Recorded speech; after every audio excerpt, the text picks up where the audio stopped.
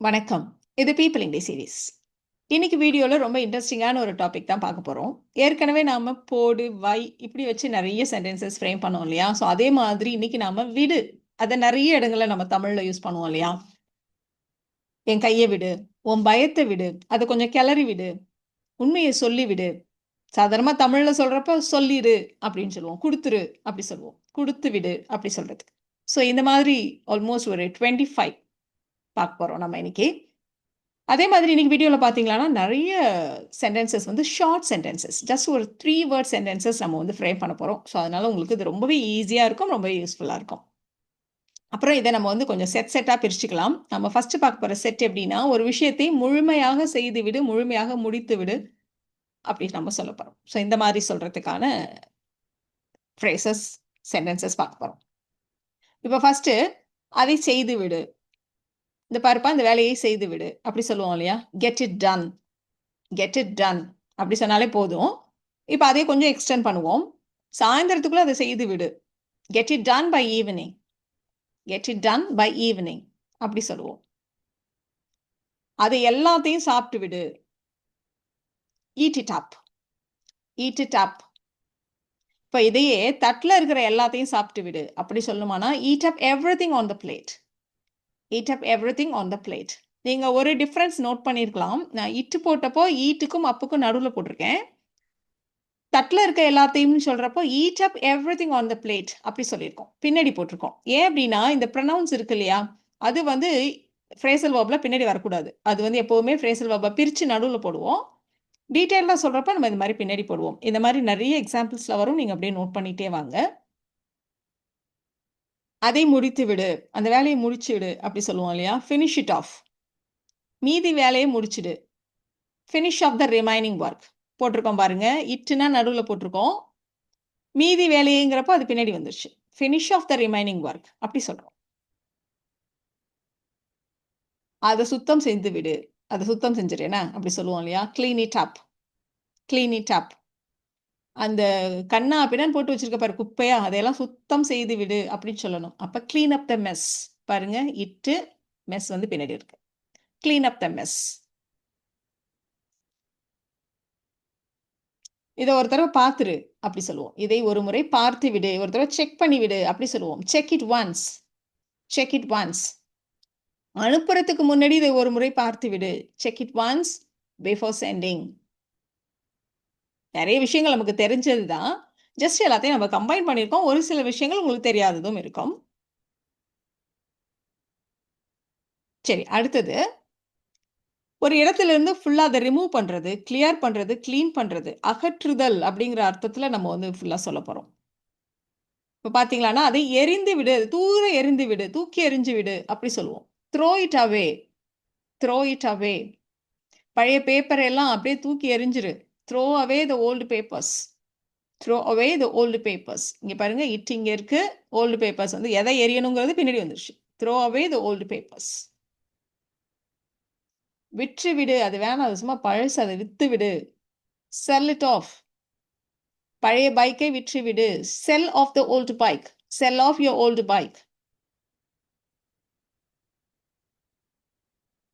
பாரு, அதுல ரொம்ப தூசியா இருக்கு பாரு. அந்த தூசியை தட்டி விடு. அதன் தூசியை தட்டி விடு. Dust it of. இப்ப அந்த புக் இருக்குன்னு வச்சுக்கோங்களேன். அந்த புக்ல தூசியை தட்டி விடு அப்படின்னா, டஸ்ட் இட் ஆஃப் அப்படின்னு நம்ம சொல்றோம்.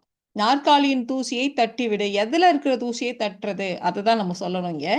இப்ப நாற்காலியில தூசியை தட்டி விடு அப்படின்னு சொல்லணும்னா, dust off the chair. Dust off அப்படின்னாலே தூசி தட்டுறது தான்.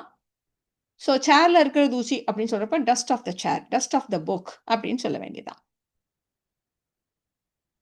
இப்போ தட்டி விடுன்னு சொல்றப்போ, இன்னும் நெறைய அர்த்தங்கள நம்ம சொல்லுவோம். இப்ப நம்ம ட்ரெஸ் மேலயோ, இல்ல ஒரு டேபிள் மேலயோ ஏதோ ஒண்ணு இருக்குன்னு வச்சுக்கோங்களேன். ஒரு டஸ்ட்டோ, இல்லன்னா ஒரு பேப்பரோ, இல்ல ஏதோ ஒண்ணு இருக்கு. அப்ப நம்ம என்ன செய்வோம்? கையால இப்படி தட்டி விடுவோம் இல்லையா? ஸோ அந்த மாரி கையால இந்த மாரி கைய நல்லா விரிச்சு தட்டுறோம் பாருங்க. இப்ப நீங்க இமேஜின் பண்ணுங்க, ஒரு டேபிள் மேல ஃபுட் கிரம்ப்ஸ் எல்லாம் இருக்குன்னு வச்சுக்கோங்களேன். அப்ப நம்ம என்ன செய்வோம்? கையால இப்படி தடவி தட்டி விடுவோம் இல்லையா? ஸோ அந்த மாரி சொல்றதா இருந்தா, brush it of. Brush it of. இப்ப இதுலயே இன்னொரு விதமா தட்டி விடுறதும் இருக்கு. இந்த மாதிரி ஃபிங்கர்ஸ வச்சு தட்டி விடுவோம் இல்லையா? ஸோ அந்த மாரி சொல்றதா இருந்தா, ஃபிளிக் இட் ஆஃப். இப்ப ஏதோ ஒரு பூச்சியோ ஏதோ ஒண்ணு இருக்கு. இப்ப உன் ட்ரெஸ் மேல ஒரு பூச்சி இருக்கு பாரு. ஃபிளிக் இட் ஆஃப் அப்படி சொல்றோம். அஃப்கோர்ஸ் நீங்க பூச்சி தட்டுறதா இருந்தா பிரஷ் இட் ஆஃப்பும் கரெக்ட் தான். நான் வந்து டிஃப்ரெண்ட் ஸ்டைல்ஸ் தான். எப்படி தட்டி விடுறோங்கிறத பொறுத்து நீங்க பிரஷ் இட் ஆஃப் சொல்லலாம். இல்ல ஃபிளிக் இட் ஆஃப்னு சொல்லலாம். இன்னொரு தட்டி விடு இருக்கு. இப்ப யாராவது ஒரு ஹாட்டான ஒரு பொருள தொட போறாங்க. டக்குனு கைய இப்படி தட்டி விடுறது. இதையெல்லாம் நம்ம வந்து என்னன்னு சொல்லுவோம் அப்படின்னாக்க, ஸ்லாப் த ஹேண்ட் அவே அப்படி சொல்லுவோம். ஸ்லாப் த ஹேண்ட் அவே. கைய தட்டி விடு. ஸ்லாப் த ஹேண்ட் அவே. இப்போ ஒரு குழந்தை ஒரு பொருள கைய வைக்க போகுது அப்படின்னா, ஸ்லாப் த ஹேண்ட் அவே. தட்டி விட்டுரு. கைய தட்டி விடு டக்குனு. அப்படி சொல்றதுக்கு. நான் அவள் கையை தட்டி விட்டேன். ஐ ஸ்லாப்ட் ஹர் ஹேண்ட் அவே. நான் போறேன். அவ வந்து என்ன வந்து தடுக்கிற மாரி இப்படி புடிக்கிறா அப்படின்னா, ஐ ஸ்லாப்ட் ஹர் ஹேண்ட் அவே. அவ கைய நான் தட்டி விட்டுட்டு போயிட்டேன். அப்படி சொல்லுவோம் இல்லையா? ஸோ அந்த மாரி சொல்றதுக்கு. இப்போ கிளியரிங் அப்படிங்கிறப்போ, நெறைய வந்து நம்ம சுத்தம் பண்றது. அத சொல்லுவோம் இல்லையா? ஸோ சுத்தம் பண்றதுங்கிறப்போ, கழுவி விடு. Wash it of.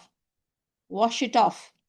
அதை துடைத்து விடு. ஜஸ்ட் ஒரு துணிய வச்சு தொடச்சு விடு. துடைத்து எடு. அதுக்கும் இதே தான் வச்சுக்கோங்களேன். வைப் இட் கிளீன் இல்லன்னா வைப் இட் ஆஃப் 2மே சொல்லலாம். ஒரு துணியால் அதை துடைத்து விடு. Vibe it clean with a cloth. Vibe it clean with a cloth. அடுத்தது வந்து ஒரு பிசிக்கலா நம்ம ஏதோ ஒரு பொருள புடிச்சிருக்கோம். அத விடு அப்படி சொல்றோம். இல்லனாக்கா மென்டலி எதையாவது ஒண்ண ஹோல்ட் பண்ணி வச்சிருக்கிறது. சரி அத எப்படியெல்லாம் மனசுல அப்படியே வச்சுக்காத விடு அப்படி சொல்லுவோம் இல்லையா? ஸோ இந்த மாதிரி சொல்றதுக்கான சென்டென்சஸ் பார்க்க போறோம். அவனை பேச விடு. Let him speak. Let him speak. அவன விடு. அவனை போக விடு. அவனை விடுனா லீவ் ஹிம். அவனை போக விடுனா லெட் ஹிம் கோ. இந்த அவனை விடுங்கிறதுக்கு இன்னொன்னு கூட நம்ம சொல்லலாம். Let go of him. Let go of him. ஒருத்தவங்கள போக விடாம தடுத்து வச்சிருக்கோம்னா, "ஏன் அவன போ விடு" அப்படி சொல்றதுக்கு லெட் கோ ஆஃப் ஹிம் அப்படி சொல்லலாம். இந்த லெட் கோ ஆஃப் வந்து ரொம்ப காமனான ஒரு ஃப்ரேஸ். இத நீங்க வந்து ரொம்ப எல்லா இடத்துலயும் யூஸ் பண்ணலாம். நெறைய இடத்துல இத யூஸ் பண்ணலாம். அப்படியே பார்த்துட்டே வாங்களேன். என் கைய விடு. இப்போ ஒருத்தவங்க கைய பிடிச்சு வச்சிருக்காங்கன்னா, என் கைய விடு. Let go of my hand. Let go of my hand. இப்போ என்னுடைய பேக்க விடு அப்படின்னா, let go of my bag அப்படி சொல்ல வேண்டியதுதான். எல்லாத்துக்கும் நீங்க சொல்லலாம். இப்ப கயிற்றை விடு, கயித்த பிடிச்சிருக்கீங்க, இந்த கயித்த விட்டுடு அப்படி சொல்லணும்னா, let go of the rope அப்படின்னு சொல்ல வேண்டியதுதான். இந்த லெட் கோ ஆஃப்ப வெறுமனே நம்ம வந்து பிசிக்கலா பிடிச்சிருக்கிறது இல்லாம, மற்ற இடங்கள்லயும் யூஸ் பண்ணலாம். இப்போ ஃபார் எக்ஸாம்பிள் உன் கோபத்தை விடு, அதுக்கும் நம்ம அதே யூஸ் பண்ணுவோம். Let go of your anger. Let go of your anger. உன் பயத்தை விடு. Let go of your fear. Let go of your fear. அடுத்து நம்ம சொல்லப் போறது என்னன்னா, ஏதோ ஒரு துக்கத்த வச்சுட்டு நீ வந்து அழுவாமயே இருக்க. நல்லா அழுது விடு அப்படி சொல்றோம். Cry it out. Cry it out. அடுத்து நம்ம பார்க்க போறது மூவ்மெண்ட்டை குறிக்கக்கூடிய, இல்ல ஏதாவது ஒரு ஆக்ஷனை குறிக்கக்கூடிய இடங்கள்ல நம்ம வந்து விடு அப்படின்னு சொல்லுவோம் இல்லையா? ஸோ அந்த மாதிரி நம்ம சொல்லப் போறோம். இப்ப எக்ஸாம்பிள்க்கு இங்கேருந்து ஓடிடு அப்படின்னு சொல்லுவோம் இல்லையா? Run away from here. Run away from here. So ஓடி விடுன்னா ரன் அவே. சாதாரணமா ஓடாம போய்விடு அப்படின்னு சொல்றதா இருந்தா, யோசிச்சு பாருங்க. ஸோ உண்மையை சொல்லிவிடு. இப்போ அப்படியே நீ வந்து ஏதோ மறைக்கிறல்ல, அத சொல்லிவிடு. Spill it out. Spill it out. வழியை விடு. Give way. ஆம்புலன்ஸிற்கு வழியை விடு. Give way for the ambulance.